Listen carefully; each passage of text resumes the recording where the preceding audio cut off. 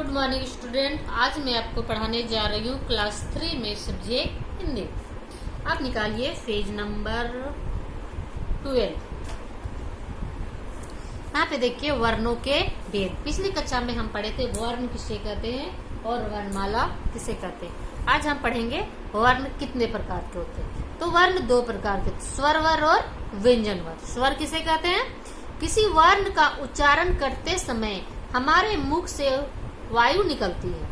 यह वायु मुख के विभिन्न अंगों कंठ, जीभ, दांत, ओठ, तालु आदि से टकराती है। कुछ वर्णों का उच्चारण करने में ऐसा नहीं होता।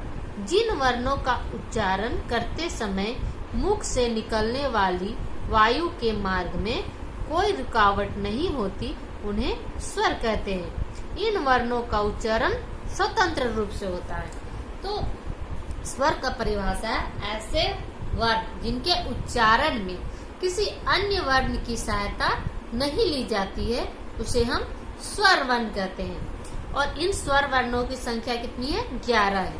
अ, आ, ह्रस्वई, दीर्घई, ह्रस्व, दीर्घौ, री, ए, ऐ, ओ और औ। अब है स्वर के भेद। हम तो पढ़ लिए स्वर वर्ण किसे कहते हैं। अब स्वर वर्ण को 3 भागों में बांटा गया, ह्रस्व स्वर, दीर्घ स्वर और प्लुत स्वर। तो सबसे पहले हम जानते हैं ह्रस्व स्वर के बारे में कि ह्रस्व स्वर किसे कहते हैं। जिन स्वरों के उच्चारण में अन्य स्वरों की अपेक्षा कम समय लगता है, उन्हें ह्रस्व स्वर कहते हैं। इनकी संख्या 4 है। अ, छोटी ई, बड़ी ई, री। दूसरा है दीर्घ स्वर। जिन स्वरों के उच्चारण में ह्रस्व स्वरों की अपेक्षा अधिक या दुगुना समय लगता है, उन्हें दीर्घ स्वर कहते हैं। इनकी संख्या 7 है।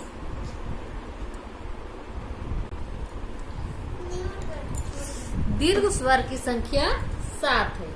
तीसरा है प्लुत स्वर। जिन स्वरों के उच्चारण में ह्रस्व स्वरों की अपेक्षा 3 गुना या उससे अधिक समय लगता है, उन्हें प्लुत स्वर कहते हैं। प्लुत स्वर को प्रकट करने के लिए स्वर के बाद 3 का अंक 3 लिख देते हैं, जैसे ओम। अब है व्यंजन। जिन वर्णों का उच्चारण करते समय मुख से निकलने वाली ध्वनि के मार्ग में रुकावट आती है, उन्हें व्यंजन कहते हैं। व्यंजनों का उच्चारण स्वतंत्र रूप में नहीं होता, अपितु स्वर ध्वनि की सहायता से होता है, जैसे प जोड़ अ बराबर प, न जोड़ अ बराबर न। व्यंजनों के साथ अ जोड़कर लिखा और बोला जाता है।